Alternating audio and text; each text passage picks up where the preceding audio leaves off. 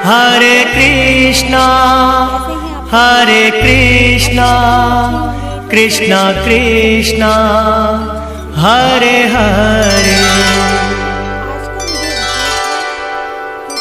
हरे रामा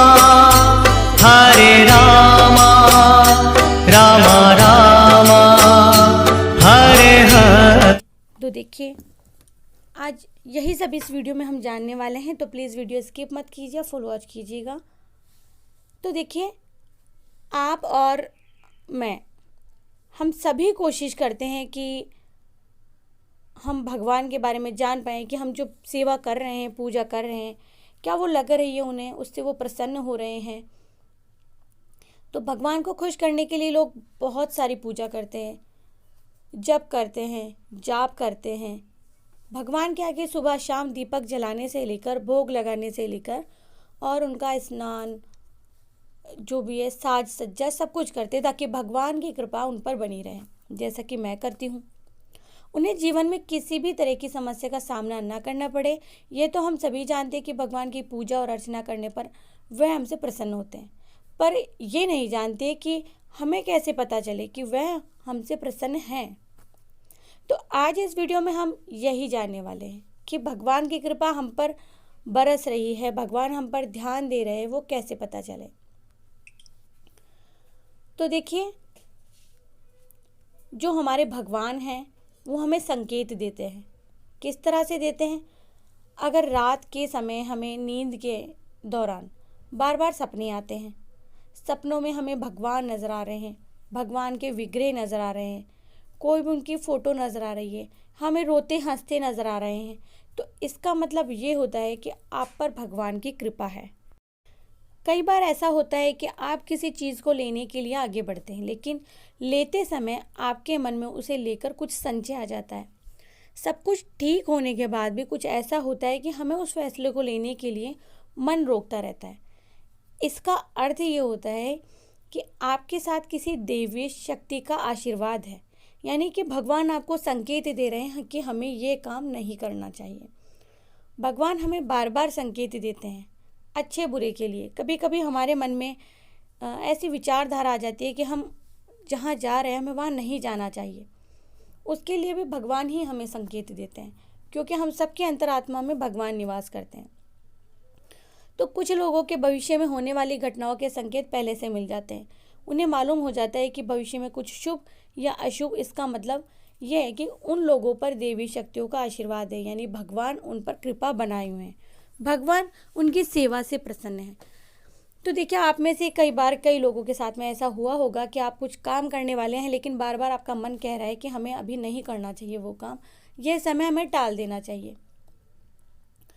तो जिन लोगों पर भगवान की कृपा होती है, वे अमीर हो या गरीब हो, उन्हें हर जगह सम्मान मिलता है। जैसे कि कोई कितना गरीब हो लेकिन उसकी शोहरत, कहने का मतलब नाम इतना अधिक है, भले वो गरीब है, कि लोग दूर दूर तक उसे जानते हैं। तो इसका मतलब यही है कि भगवान की परम कृपा और आशीर्वाद उस व्यक्ति के साथ में है। अगर किसी को कम मेहनत करने पर भी सफलता हासिल होती है, जो यह भगवान की कृपा की ही निशानी है, तो ये भगवान की कृपा की ही निशानी होती है। जैसे कि आप थोड़ा सा आपने पैर बढ़ाया और आपको सफलता मिल गई, बिना कोई मेहनत किए आपको अगर फल मिल जाता है, तो इसका मतलब भी यही होता है कि भगवान आप पर कृपा रखे हुए हैं। जिन लोगों से भगवान खुश रहते हैं वह हर परिस्थिति में खुश रहते हैं। उनके जीवन में भले कितने भी दुख क्यों ना हो, वह हमेशा खुश रहते हैं। उन्हें कभी भी किसी भी परेशानियों से डर नहीं लगता। वह हर मुसीबत को आसानी से पार कर लेते हैं, फिर चाहे मुसीबत कितनी भी बड़ी क्यों ना हो। और देखिए, आज एक टॉपिक पर हम और बात करेंगे कि भगवान हमसे क्या चाहते हैं। कभी कभार हम सोचते हैं अगर हमें पता लग जाए कि भगवान हमसे क्या चाहते हैं तो हम वही कार्य करें। तो फ्रेंड्स, आज आप सबके मन में एक प्रश्न ज़रूर उठता होगा कि भगवान हमसे क्या चाहते हैं और भगवान हमें क्यों नहीं मिल रहे हैं, कैसे हम भगवान की भक्ति करें, भगवान कैसे प्राप्त हो हमें। संतजन और गुरुजन बड़ा सुंदर बताते हैं इस बात को। भगवान कृपा साध्य है, भगवान को पाना है तो सहज हो जाओ, क्योंकि वो भी सहज है। क्योंकि स्वामी श्री हरिदास जी जो थे, उन्होंने भी यही कहा था कि मायरी सहज जोरी परकट भई। अब भगवान को पाना सहज नहीं होता, तो क्या स्वामी श्री हरिदास जी ने भगवान को पाने की जो इच्छा प्रकट की, तो भगवान स्वयं वहाँ प्रकट हो गए थे।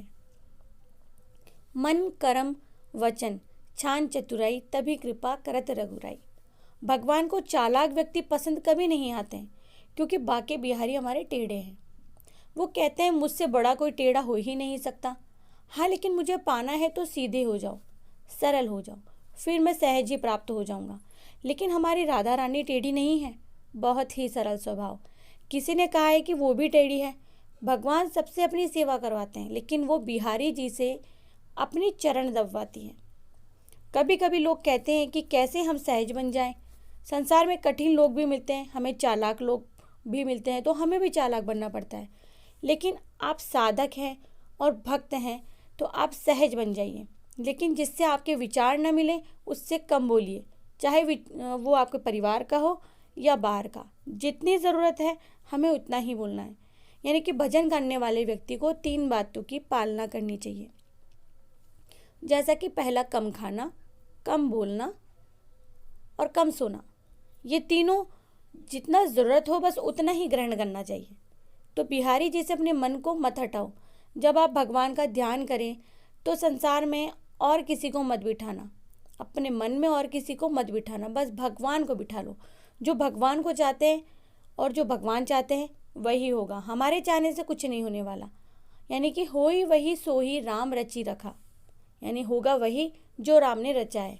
अगर भगवान चाहे तो सुमेरु पर्वत भी चल सकता है, वो जो चाहे कर सकते हैं। एक व्यक्ति जो गूंगा है, भगवान की कृपा से वो भी बोल सकता है। भगवान बोलते नहीं हैं, वो तो बस करते हैं। आपने सुना होगा जो गरजते हैं वो बरसते नहीं, लेकिन भगवान सिर्फ बरसते हैं, अपनी कृपा बरसाते हैं। तो देखिए, इस दुनिया में परेशान तो सभी हैं। आप भगवान को नाम लेकर अच्छे कर्म करते जाइए। जो काम आपको पूरी तरह से आता है आप उस काम को शुरू कीजिए। भगवान आपकी मदद करने ज़रूर से आएंगे। कर्म तो आपको ही करने पड़ेंगे। जब भी आपको लगे कि आप गरीब हैं, एक बार सुदामा जी की कथा ज़रूर पढ़िए, पूरा श्रवण कीजिए। उससे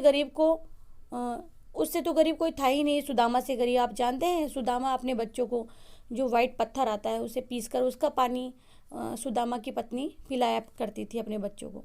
लेकिन भगवान के नाम के सहारे उस गरीब, जो वो सुदामा जी थे, उनको महसूस ही नहीं हुआ कि वह गरीब हैं।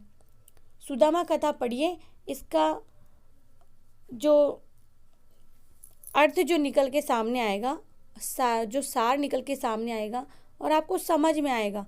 आपको पता लगेगा कि दुनिया में गरीब बहुत से लोग हैं, परेशान बहुत से लोग हैं। आप देखिए कि जब हम हमेशा ये सोचते हैं कि हमारे पास ये चीज़ नहीं है और हमें भी वो चीज़ मिलनी चाहिए, तो हमें कुछ ऐसी जगह ध्यान अपना लगाना चाहिए जहाँ जिन लोगों के पास में कुछ भी नहीं है और हमारे पास बहुत कुछ है। तो फ्रेंड्स, भगवान हमसे कैसे प्रसन्न है ये हमने जान लिया। भगवान को हम कैसे प्राप्त करें वो भी हमने जान लिया।